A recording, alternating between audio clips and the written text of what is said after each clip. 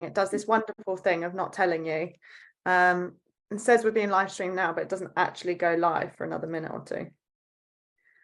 That's why you always see me on my lives, like scrolling through my phone, because I'm like, has it connected yet? Awesome. Fantastic. We are live. Yeah, see? It's already started the conversation from a minute ago.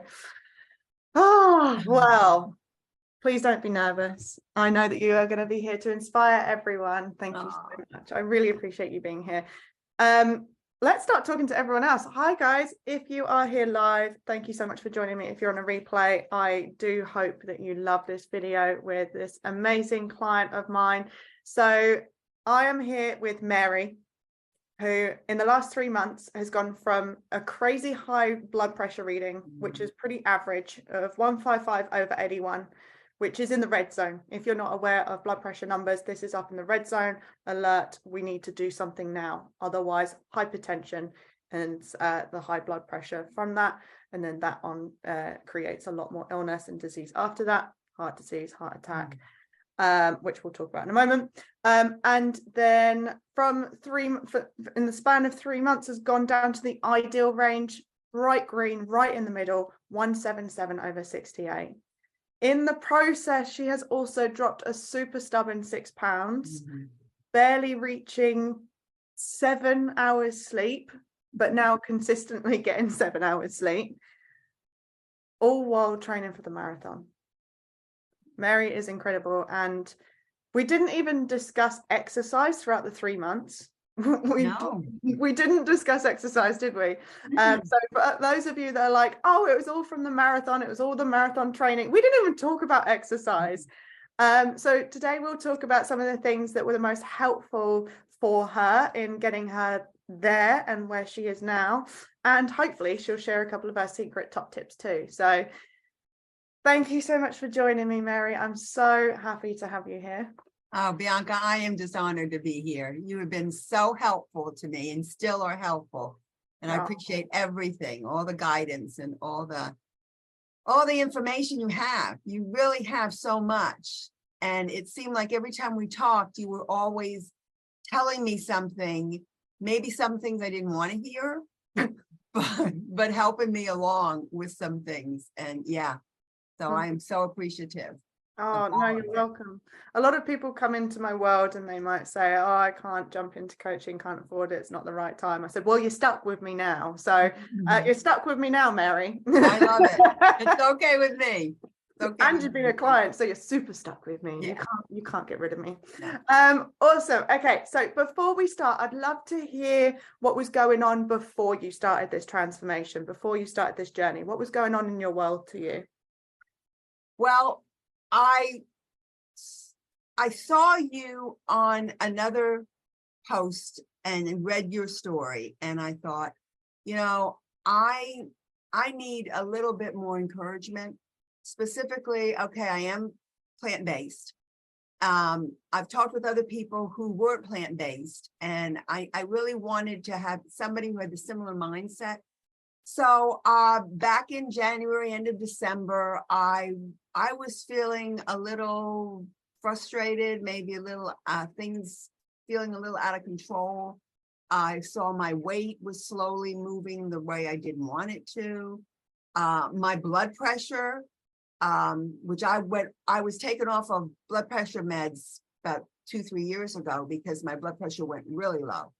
I saw my blood pressure was starting to go up. I didn't want to get on blood pressure meds again. I didn't. So it was like, what can I do? I knew I had a marathon I was going to be training for. I was already in training mode. So it was like, okay, I need guidance. I want to talk to somebody who understands where I'm coming from. And I want to make the main thing was my blood pressure. I wanted to get my blood pressure down. And then everything else, what was a bonus from that. You know, so yeah. So I I have been through a lot in the past couple of years, definitely. I didn't really intend on doing the London Marathon. I know I sound American, yes I am, but I'm over here with you, Bianca. We're in the UK. It was the first thing I said. I was like, huh? I know, I know. American accent. I know. I've been here 21 years. My late husband was English. So basically it was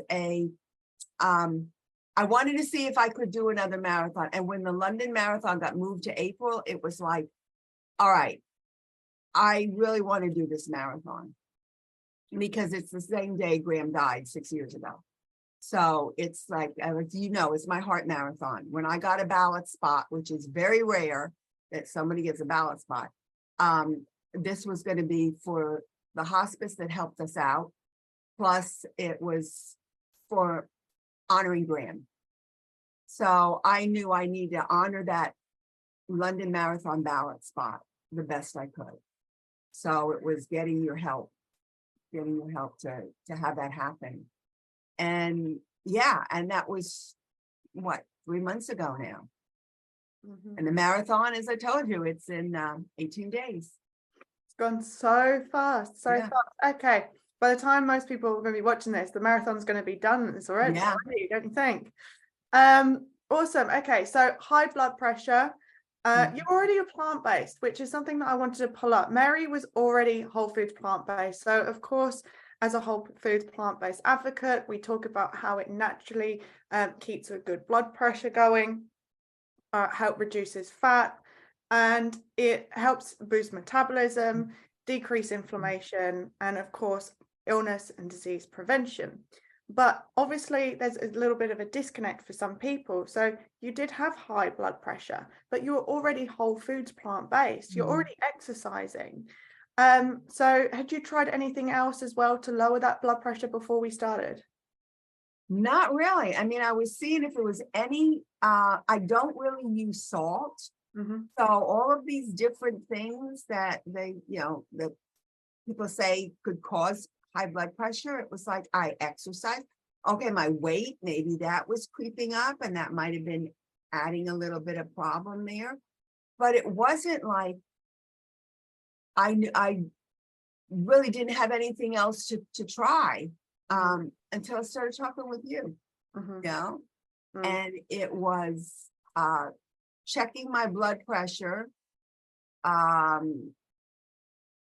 looking at my stress levels, how stressful, because you helped me see that I kind of am like doing things on like a higher gear or higher speed most of my day.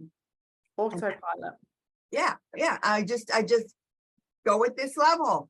I'm up at a higher level instead of like breathing, which has been a big help, bring myself down at different times. So that has been, so I didn't know how to do this without speaking with you.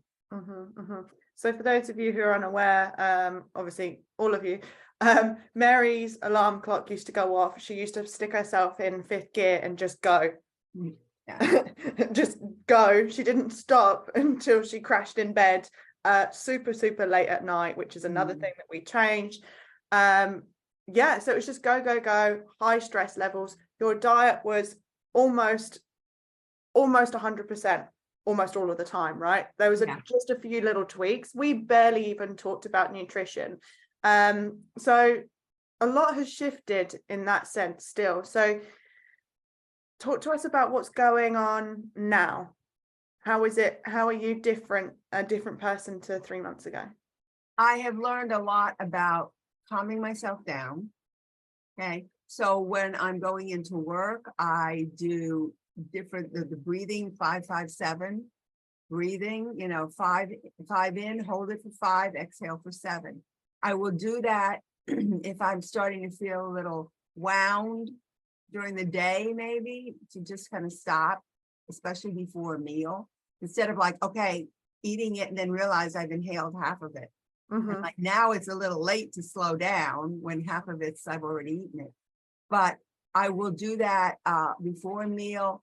When I'm coming home from work, it's a great transition, or when I'm done working at home on the computer to just do that. So I'm simulating when the drive home. And that's been very helpful. Amazing. And I mean, how does it feel different? I feel more calm. I know I have a tool I can use Hmm. to, like, okay, if I'm feeling like I'm rushed, I feel like if I'm feeling like I'm starting to spin into another gear, like, whoa, bring it back, you Hmm. know, um, calm myself, do something even that's like sit down perhaps and breathe instead of like trying to get things done, standing up and eating, something like this. So no, make it a meal, sit down, Hmm. don't eat at my computer. Hmm. That's not the best place to have a meal. Go sit at the table. And how do you feel now? Because I remember that you mentioned that you feel like you had more energy. Of course, prepping for the Oh, marathon, you've been doing a lot more of the longer runs as well. So how has it been the last 3 months, how has your energy been, especially yeah. with the increase of practice runs that you've been doing as well? I'd say my energy, this is the best I have felt doing, the best I felt ever, really. I'd have to say that. I have done marathons. This is my 14th marathon, but I did the You're insane. virtual London back in October. So it's 6 months since, between marathons.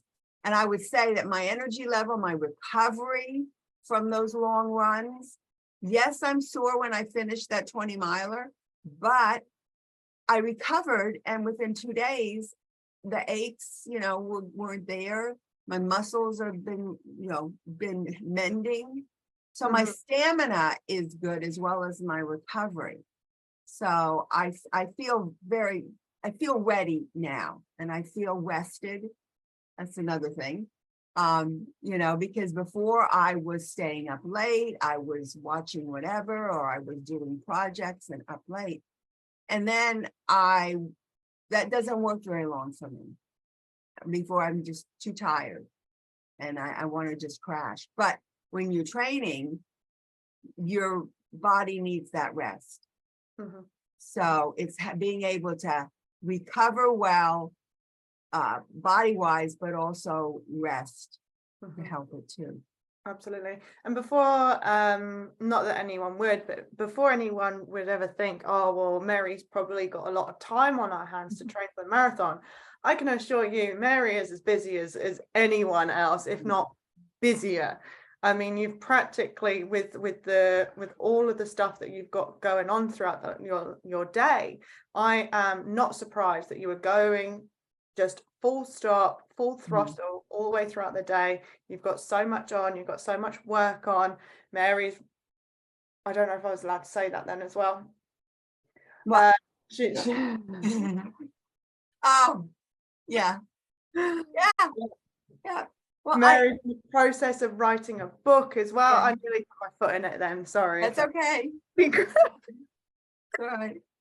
Mary's super busy, but she still finds time. And this is what I admire about you, Mary, is that you always find time to do all of the things that are important to you, do all the things that are necessary, have time to look after your health in terms of nutrition and exercise, and now adding in the stress management.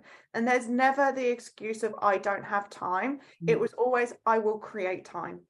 Yeah. And this is something that was so inspiring to me is I would give you a task and quite often I would be met with, well, I don't actually have time for that. Is that going to take up too much time? Because that's just generally not necessarily an excuse, but a lot of us kind of put up that time barrier to make reasons as to why we can't adhere to something or do something. But with you, it was straight away, I will find time, because your why was so important to you.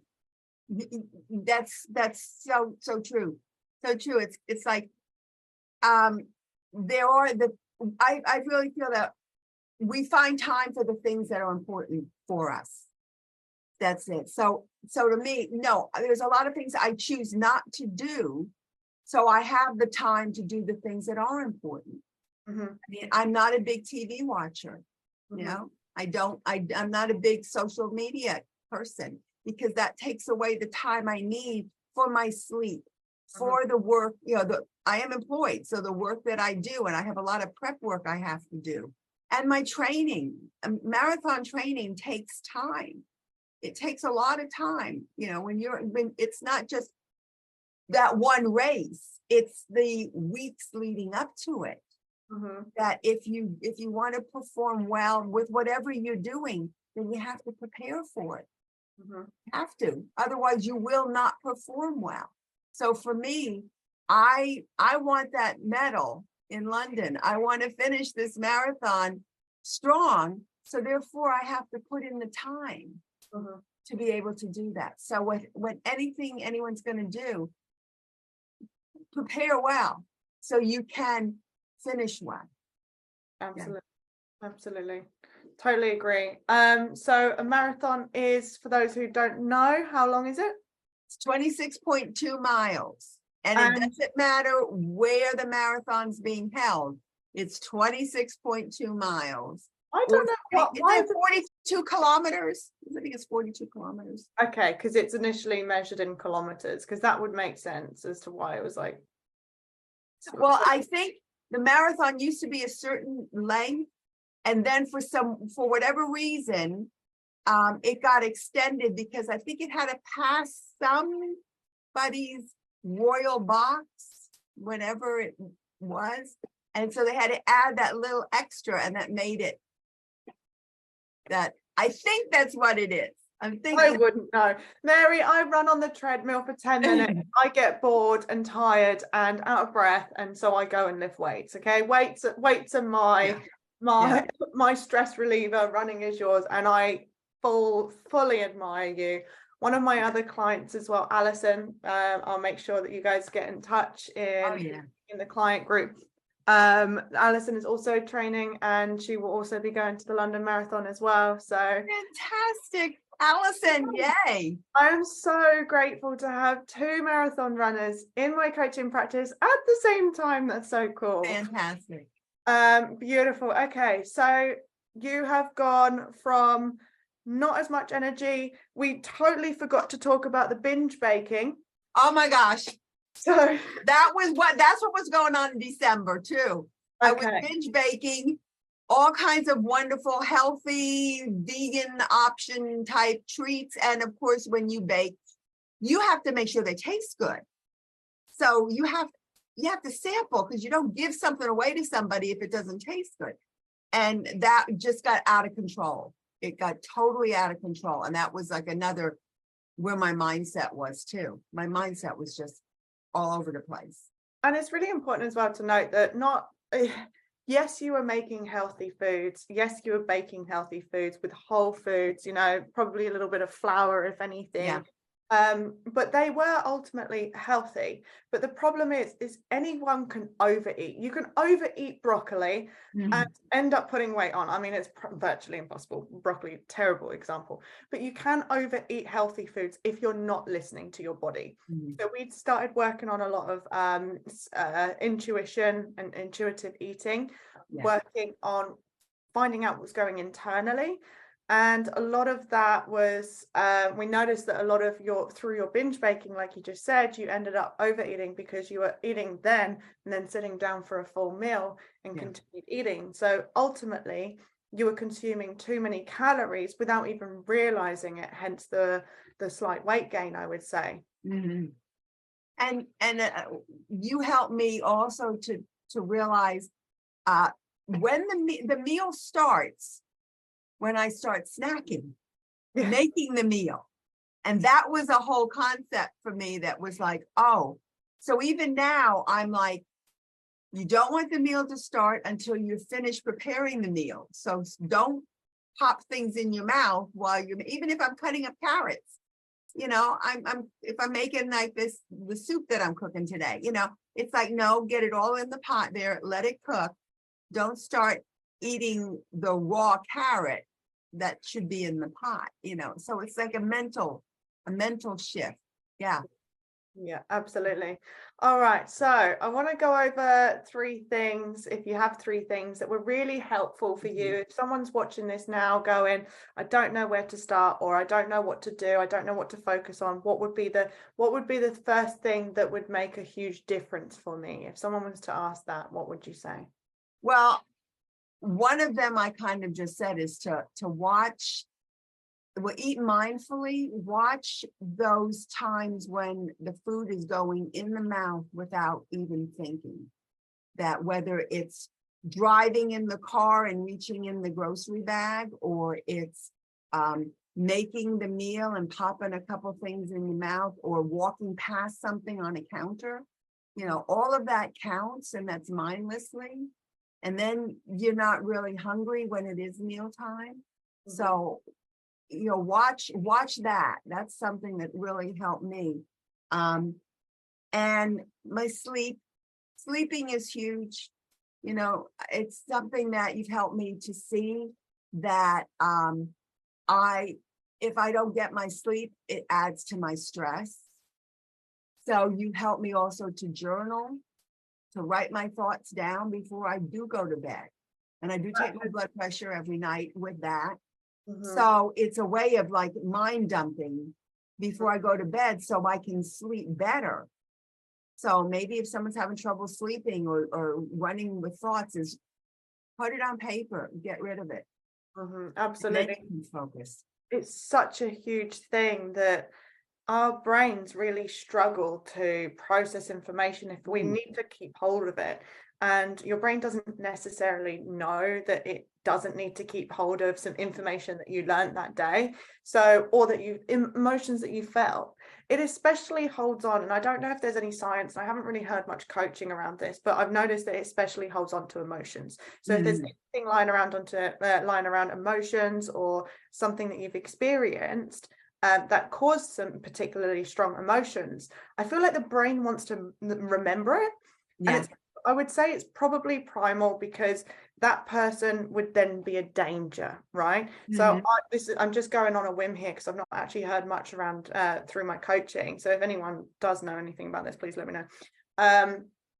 So being able to write down any emotions that you either have processed or haven't processed that day, regardless of whether you think you're over it or not, your brain is then storing it if you haven't written it down and getting it off. So you then go into sleep and your brain's still being crazy overreactive, and it's affecting your sleep. And I did a sleep video the other day. So if anyone's wondering why sleep affects your weight, then let me know and I will tag you in the video. But yeah, awesome.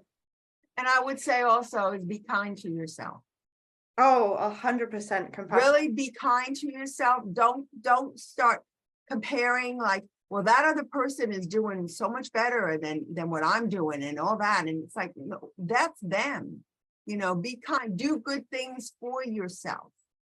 Treat yourself kindly. Don't call yourself names, and don't be hurtful to yourself. Take care. Love yourself and take care of you. And that's the best thing ever, because if you want to live a long, healthy life, then you take care of yourself. And healthy is not just weight size, it's your mind, it's everything. So for me, it's like I want to be here a long time. So I need to keep remembering how to take care of me. Mary's got too many marathons to run anyway. There's too many things left to do. I don't want to stop yet. Whether they're marathons or not, we'll see. That there's too many things to do. Yeah. Oh, bless you. Okay. So you've gone from having this stubborn 6 pounds, carrying it around, not quite feeling like you were the best that you could be in that moment. Lacking a little bit in energy and fuel for your runs. Lacking in sleep for a start, and stress management techniques, but also just go throughout the day. There was just no stop, no breaks, no rest, no recoup. But also on the other side as well, you were kind of binge baking, so you were eating a lot more, feeling a little bit crappy for it as well. I remember like when we first talked, you were like, oh, I did a binge bake again, and from just your energy on that session, it was so down, so low. And that's exactly what you said again there. It's like the guilt and the shame that kind of comes with it, regardless of whether it's healthy food or unhealthy food. Choose your path to guilt or shame, really. But it's amazing because you're now resting and recouping multiple times during the day. You're resting properly, you've got enough fuel to fuel your runs. Blood pressure's dropped, as we know. Weight has dropped, as we know. sleep is increased, Mhm. stress management is managing well. Yeah. Yeah. Amazing. Is there And it's anything else? amazing. It's amazing what can happen, you know. And so I thank you. Thank you for No, your- thank you. Anything else that you'd like to share with anyone? Well, I would just say that this is a path. I'm not at the end of the path. So this is, and that's the thing, not to stop. Not to stop. It's like you keep going. So there's like my late husband always would say to me, so what's next? What are you going to do next? So that's dancing in the back of my head. It's dancing in the back of my head. Well, so what's after London? I can hear him, you know, like I said, I picture him waiting for me to get down to London, waiting for me to get to the finish line. And emotionally, he is handing me my medal. That's how it will play out in my mind. Somebody else will be standing there putting that medal around my neck, but it's him. So I'm going to hear him in my head saying, what are you going to do now? What's the next thing? So we'll see what that is, you know, but there are other things to do. Yeah. Besides the book, there are other things to do. Like I said, you've got way too much to conquer in this world. I know, thank you. All right, guys, thank you so much for watching. Thank you, Mary, for coming on. I will stop live streaming now.